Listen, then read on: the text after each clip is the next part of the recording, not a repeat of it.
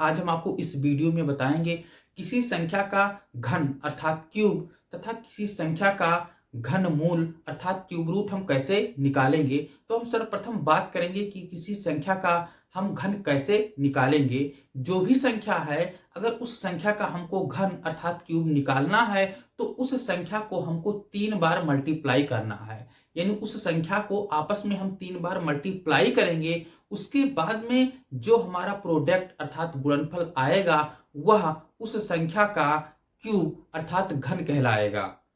तो हम बात कर रहे हैं घन अर्थात क्यूब का क्यूब।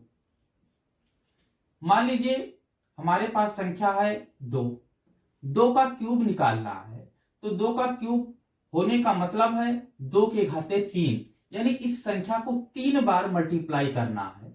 3 बार मल्टीप्लाई करने का मतलब ये हो गया कि 2 गुणे 2 गुणे 2, यानी इस संख्या को हम 3 बार आपस में हम मल्टीप्लाई करेंगे। तो 2 दूना 4, 4 दूना 8, यानी 2 का घन अर्थात क्यूब हो गया 8।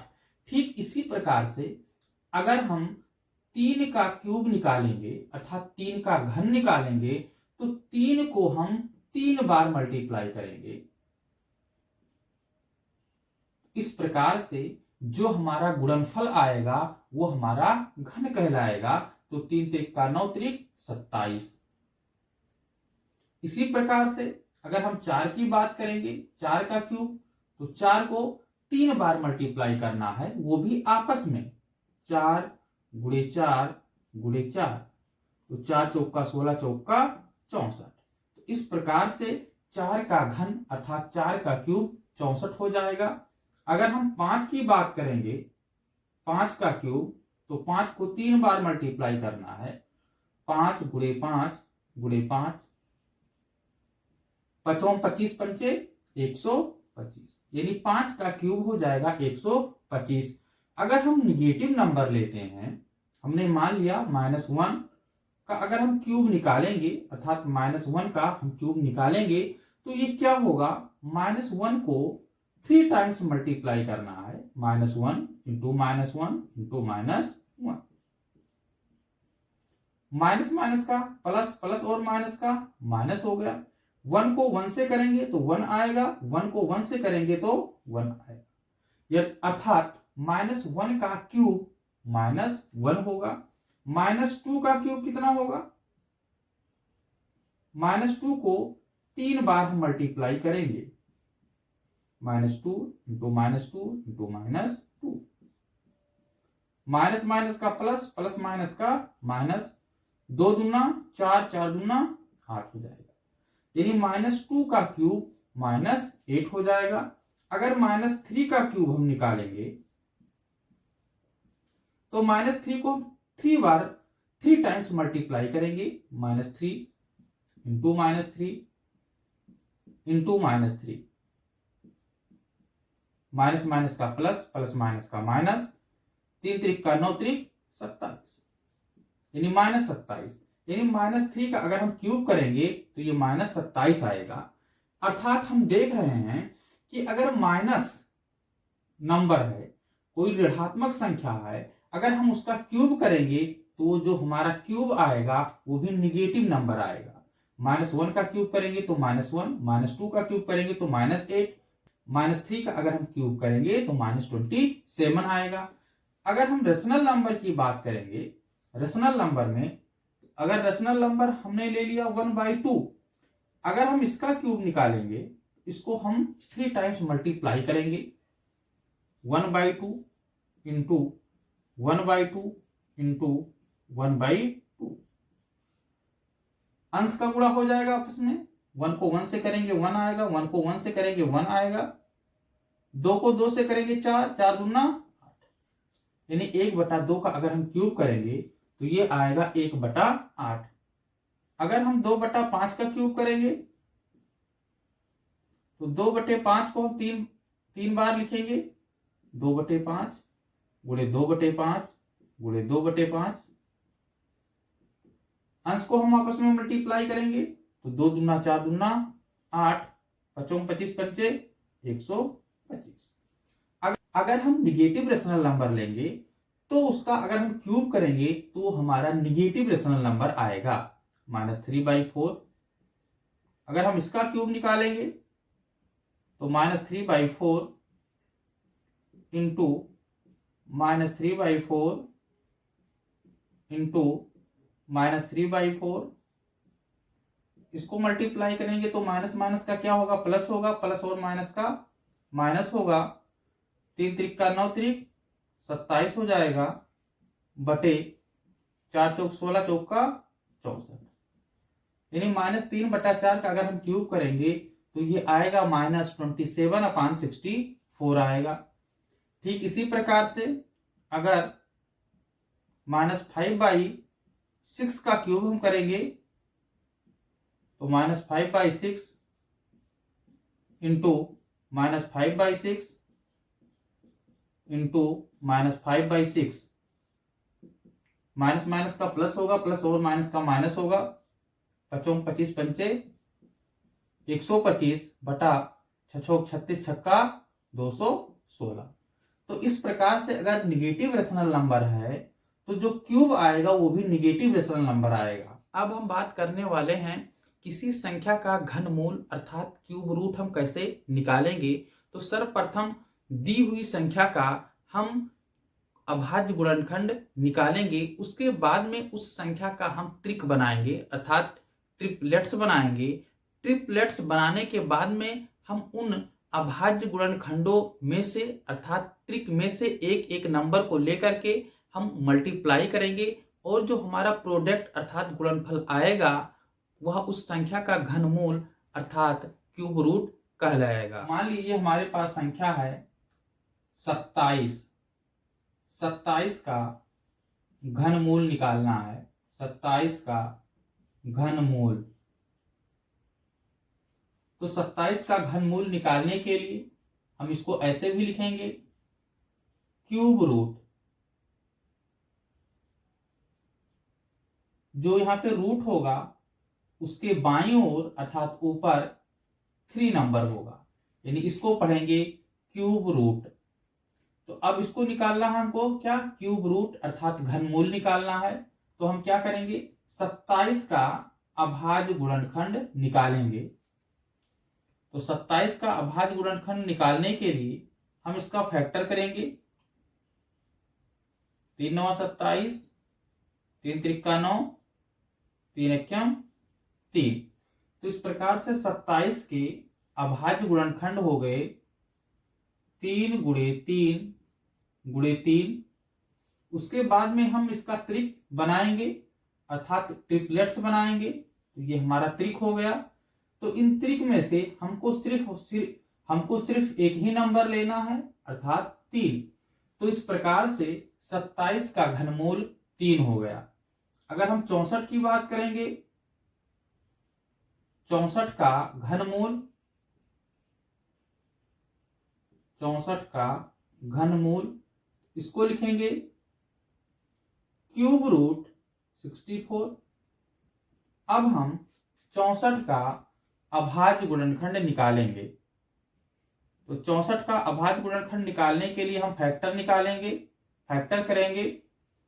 तो ये किस नंबर से डिवाइड होगा, 2 से, 2 तिहाई 6, 2 दूना 4। उसके बाद में ये किस नंबर से डिवाइड होगा, ये 2 से, 2 16 32, 16 किससे होगा, 2 से, 2 8 16, 8 किससे होगा, 2 से, 2 चौक 8, 4 किससे होगा, 2 से, 2 दूना 4, 2 किससे होगा, 2 से, 2 एकम 2। तो इस प्रकार से क्यूब रूट 64 को लिखा जा सकता है 2 गुणे 2 गुणे 2 गुणे 2 गुणे 2 गुणे 2, यानी 6 बार हम 2 लिखेंगे। अगर हम मल्टीप्लाई करेंगे तो ये 64 ही होगा, 2 दूना 4, दूना 8, दूना 16, दूना 32, दूना 64। उसके बाद में हम ट्रिपलेट्स बनाएंगे, एक ट्रिपलेट्स, दूसरा ट्रिपलेट्स।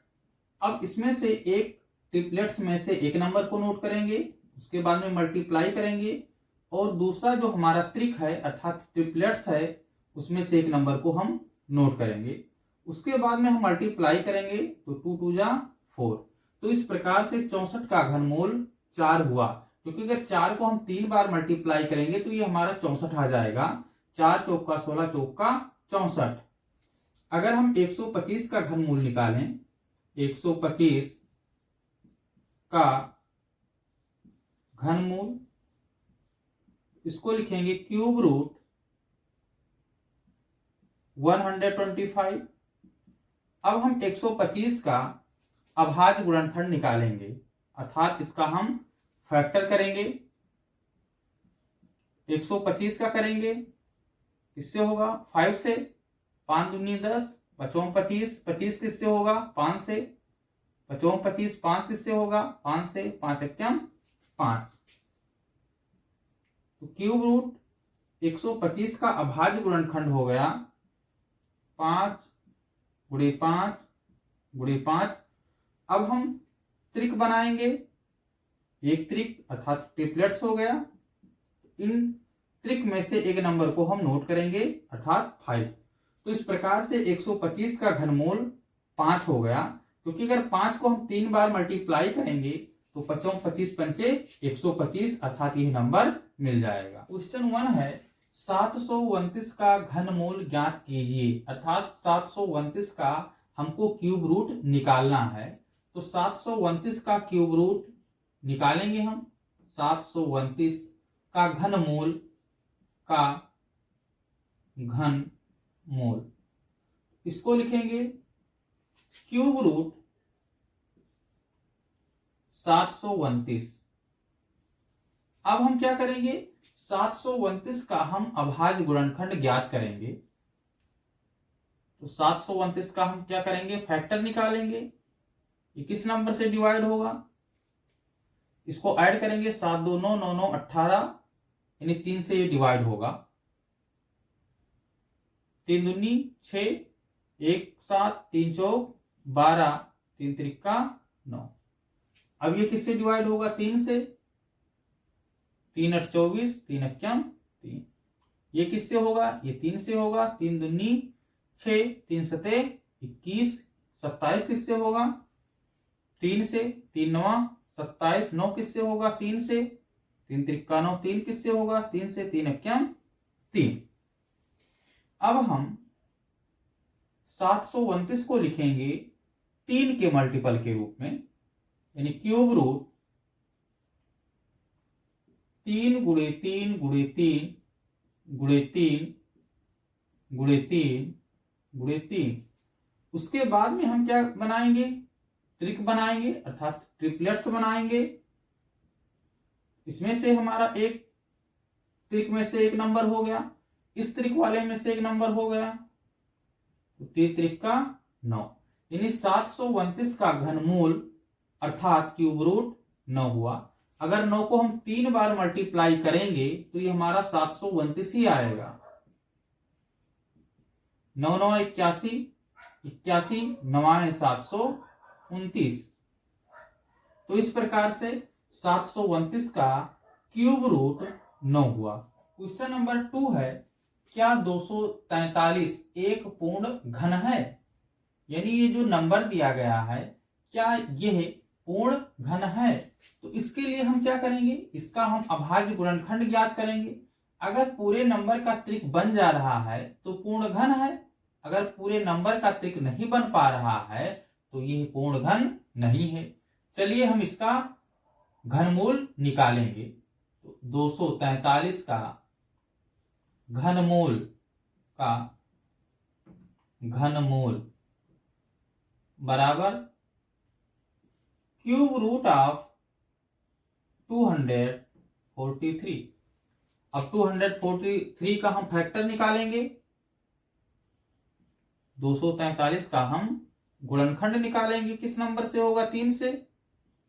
3 8 24, 3 एकम 3, ये किससे होगा? 3 से।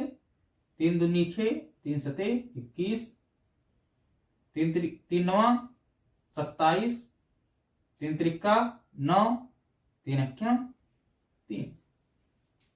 इसको हम लिख सकते हैं cube root of 3 into 3 into 3 into 3 into 3। अब हम इसका त्रिक बनाएंगे।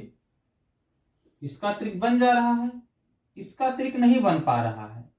तो अगर इसका त्रिक नहीं बन पा रहा है तो इसका मतलब ये हो गया कि जो 243 है वो एक पूर्ण घन नहीं है। अतः 243 एक पूर्ण घन नहीं है। अर्थात कोई ऐसा नंबर नहीं है कि जिसका क्यूब करने पर 243 आ रहा है, अर्थात कोई नंबर नहीं है, इसलिए 243 एक पूर्ण घन नहीं है। क्वेश्चन नंबर 3 है, क्यूब रूट ऑफ 27 इंटू 64 का मान ज्ञात कीजिए। यानी इसको सॉल्व करना है, अर्थात इन संख्याओं का क्यूब रूट निकालना है। तो इसके लिए हम क्या करेंगे, इसको लिखेंगे cube root of 27 multiply by 64। अब हम 27 और 64 का हम अभाज्य गुणनखंड निकालेंगे। तो 27 का निकालेंगे तो किस नंबर से होगा, 3 से। 3 9 27, 9 किससे होगा, 3 से। 3 त्रिका 9, 3 किससे होगा, 3 से। 3 एक्यम 3। 64 का हम निकालेंगे अभाज्य गुणनखंड, अर्थात फैक्टर करेंगे। 2 से होगा, 2 तिहाई 6, 2 दूना 4, 2 एक्यम 2, 2 छक 12, 2 8 16, 2 चौक 8, 2 दूना 4, 2 एक्यम 2। तो इस प्रकार से 27 और 64 का ये हो गया अभाज्य गुणनखंड, अर्थात फैक्टर हो गया। तो इसको लिखेंगे क्यूब रूट ऑफ 27 को लिख सकते हैं 3 इंटू 3 इंटू 3, 3 इंटू 3 इंटू 3। उसके बाद में 64 को लिख सकते हैं 3 3 6, यानी 6 बार 2 लिखेंगे, 1 2 3 4 5 और ये 6। अब हम त्रिक बनाएंगे, एक त्रिक ये हो गया, एक त्रिक ये हो गया, एक त्रिक ये हो गया। अब इन त्रिक में से हमको एक ही नंबर लिखना है, अर्थात एक ही अभाज्य संख्या लिखना है। ये 3 हो गया, इसका क्या होगा, 2 होगा। इसका क्या होगा, इसका भी 2 होगा। तो 3 दूनी 6, 6 दूनी 12। तो इस प्रकार से cube root of 27 multiply by 64 का जो वैल्यू होगा, अर्थात मान होगा, वो हमारा 12 आएगा, अर्थात 12 आएगा।